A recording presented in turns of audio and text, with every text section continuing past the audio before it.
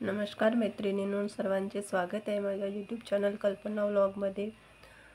तर आज आपण बघणार आहोत गरोदरपणामध्ये रक्तक्षय प्रतिबंध करण्यासाठी काय करावे व आणि काय करू नये। गरोदरपणातील रक्तक्षय हा खूपच असा गंभीर आजार आहे। रक्तक्षय जर झाला असेल तर खूप मोठे परिणाम त्या मातेला आणि बाळाला भोगावे लागतात।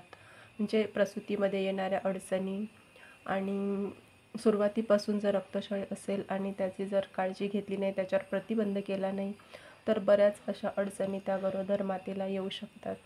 तर त्यासाठी आपण काय करू शकतो आणि काय करू नये, आहार कसा घ्यावा, आयरनच्या गोळ्या घेताना कोणती काळजी घ्यावी, हे सर्व आपण बघणार आहोत। आणि हे जर आपण काळजी घेतली नाही, हे जर आपण मातांना सांगितलं नाही, तर जे माता आहे, नवजात अभ्रक आहे, त्यांच्यासाठी हे खूपच धोक्याचं आहे।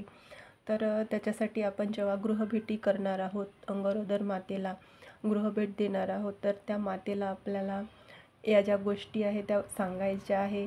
आणि आपण जेव्हा सभा घेतो त्या सभेमध्ये आपण त्यांना सांगतोच, तर तिथे फक्त त्या माताच असतात। पण जेव्हा आपण गृहभेट करतो तर तेव्हा त्या गृहभेटीमध्ये त्यांच्या घरचे पण लोक असतात, सासू आहे, सासरे आहे, किंवा त्या महिलेचे पती आहे, नणंद आहे, जे काही घरचे नातलग आहेत ते लोक घरी असतात। आणि आपण त्या सर्वांना जर या गोष्टी अवगत करून दिल्या की जर तिच्या शरीरामध्ये रक्त कमी असेल तर तिला काय काय धोके होऊ शकतात, त्या बाळाला काय काय धोके होऊ शकतात, तर आपण जर त्यांना वारंवार ह्या गोष्टी समजावून सांगितलं तर ते लोक त्या गोष्टीची खूप जास्त काळजी घेणार आणि जे रक्तक्षय होण्याचा जो धोका आहे गरोदर मातेला, तर तो आपण टाळू शकतो। तर गृहभेटी देताना आपल्याला हे वारंवार करायचे आहे। म्हणजे प्रत्येक गृहभेटीमध्ये त्या मातेला घरच्या लोकांना वारंवार सांगायचं आहे तिच्या आहाराबद्दल त्यांना काळजी घेण्यासाठी, आणि ती जे औषध घेत आहे की नाही, व्यवस्थित घेत आहे की नाही। जेव्हा लसीकरणाला येतात गरोदर माता, तेव्हा आपण त्यांना औषध देतो, कॅल्शियमच्या गोळ्या, आयरनच्या गोळ्या। तर काही काही माता घेत नाही, व्यवस्थित घेत नाही, आणि ते न घेतल्यामुळे त्यांना खूप असे मोठे परिणामास सामोरं जावं लागते। म्हणजे जर त्यांच्या शरीरामध्ये HB जर वाढलंच नाही तर त्यांना फार असं म्हणजे सामोर धोके आहेत, ते खूप असे जास्त म्हणजे गंभीर प्रमाणाचे होतात। तर त्याच्यापासून आपण त्यांना जे रक्तक्षय आहे त्याच्यासाठी प्रतिबंध करण्यासाठी काय काय करावे आणि काय करू नये, ते तर आपण आज या व्हिडिओमध्ये बघणार आहोत।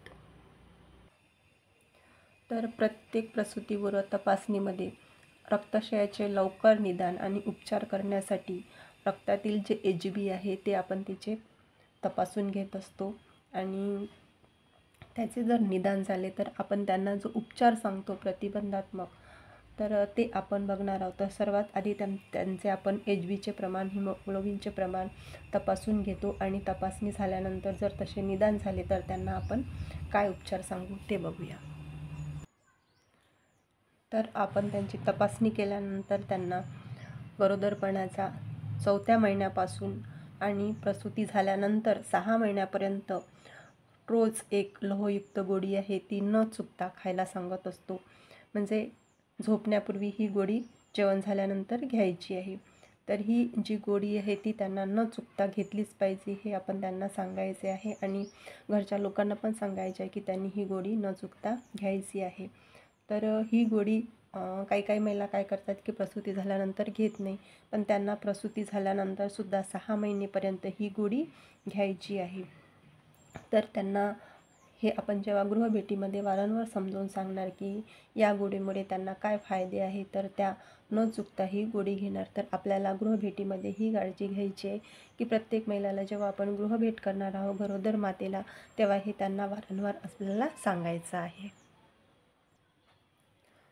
तर त्यांना आपण रोज एक गोळी सकाळी आणि एक गोळी संध्याकाळी अशी खायला सांगणार आहे जेव्हा त्यांना रक्तक्षय झाला असेल। आपण जेव्हा त्यांचं HB तपासतो आणि त्या जर हिमोग्लोबिन तपासणीमध्ये त्यांचं जर निदान झालं की त्यांना रक्तक्षय आहे, तर त्यांना आपण दररोज 2 गोळ्या खायला सांगायच्या, एक सकाळी आणि एक रात्री।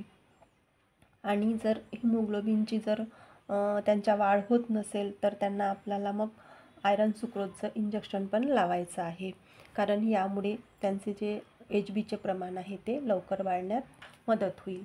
तर अशा प्रकारे जर त्यांचं निदान झालं समजा तर त्यांना आपल्याला दररोज 2 गोळ्या न चुकता खायला सांगायच्या आहे, एक रात्री आणि एक सकाळी. हे झालं आपलं औषधाने त्यांचं HB वाढण्यासाठी मदत होईल. त्याच्यानंतर त्यांना आपल्याला जे अन्न आहे, आहार आहे, त्याच्यामध्ये लोहाचे जे प्रमाण आहे ते वाढवण्यासाठी त्यांना लोखंडी कढई किंवा लोखंडी तावा आहे याचा उपयोग करण्यास सांगायचा आहे, की या भांड्यामध्ये जर त्यांनी शिजवून जर अन्न खाल्लं तर ते अन्न लोह जे आहे ते शोषून घेणार आणि त्याचा त्यांना फायदा होणार. तर हे जे आहे जीवनसत्व C जे आहे त्याच्यामध्ये लोहाचे शोषण लवकर होते आणि त्याच्यामुळे काय होते की त्यांचं HB वाढण्यास मदत होते. तर जे फळं आहे, लिंबू आहे, आवळा आहे, सफरचंद आहे, तर हे जे फळं आहे त्याच्यामध्ये भरपूर प्रमाणात व्हिटॅमिन C असते आणि हे फळे त्यांना भरपूर खायला सांगायचे आहे. त्यामुळे त्यांच्या शरीरातील लोहाचे शोषण लवकर होणार आणि त्यांचं HB वाढण्यासाठी मदत होणार. तर हे आपल्याला प्रत्येक गृहभेटीमध्ये त्यांना सांगायचं आहे. आणि हे आपण जेव्हा त्यांच्या घरच्या लोकांना सांगू, वारंवार सांगू, तर काही महिला आहेत आपलं न ऐकतात, घरच्या लोकांचं ऐकतात, म्हणजे कोणाचा तरी त्यांच्यावर परिणाम होतो आणि मग त्यांना हे वाटते की नाही बा आपल्याला सर्व लोक सांगत आहे तर आपल्याला हे खायला पाहिजे.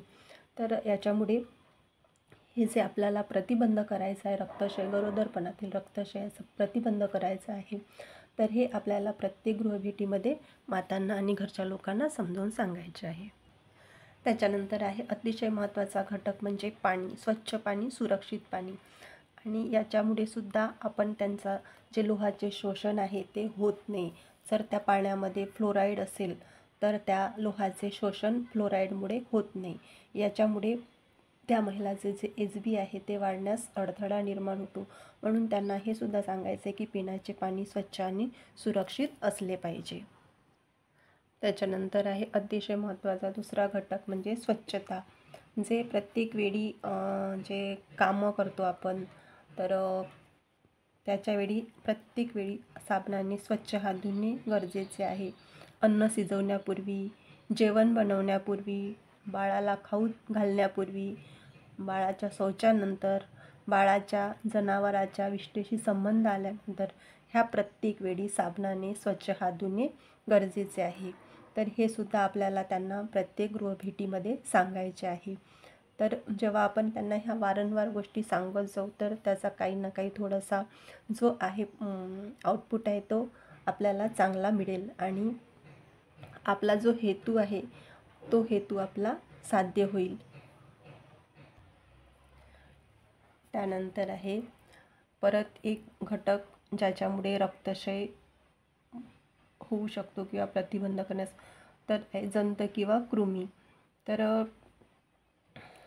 यासाठी प्रतिबंध करण्यासाठी नेहमी शौचालयाचा वापर करायचा आहे, पादत्राणाचा वापर करायचा आहे, म्हणजे चप्पलचा वापर करायचा आहे.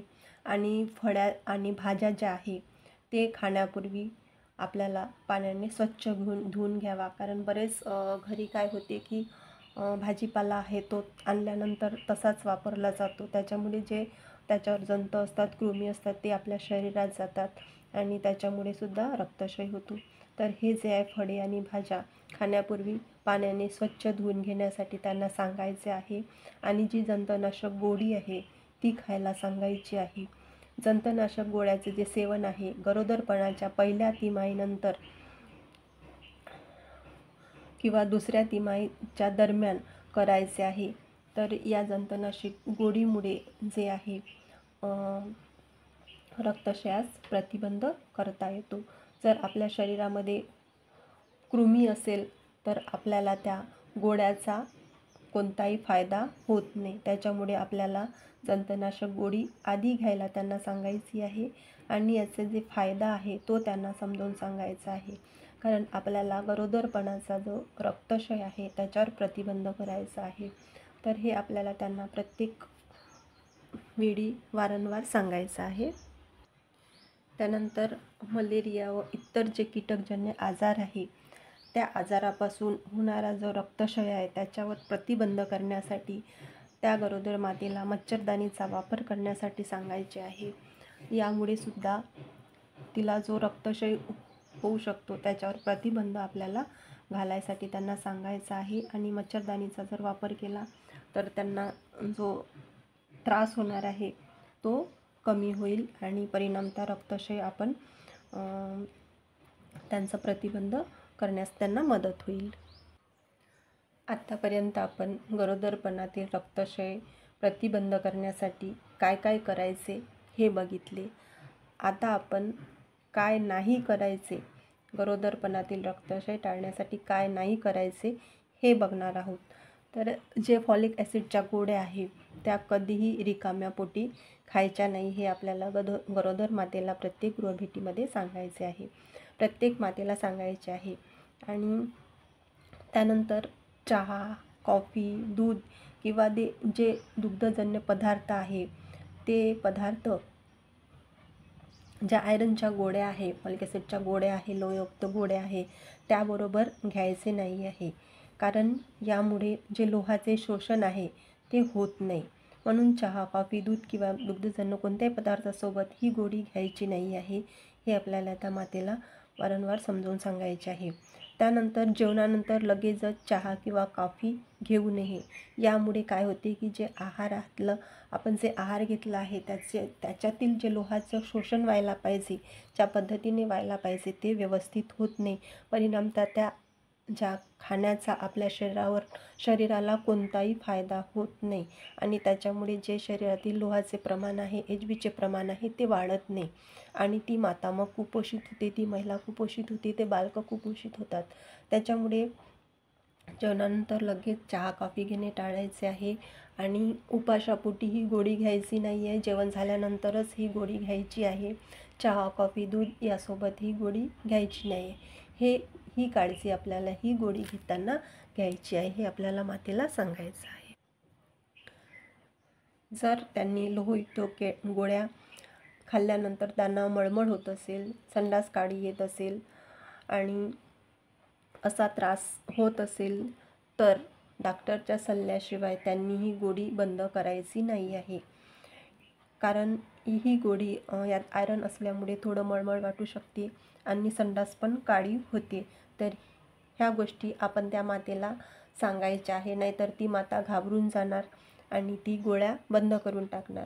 तर त्यांना हे सांगायचं आहे की या गोळ्या बंद करायच्या नाही आहे, हा त्रास होतो, संडास काळी होते आणि मळमळ होते. तर त्याच्यामुळे त्यांना ही सुद्धा समजून सांगायचं आहे.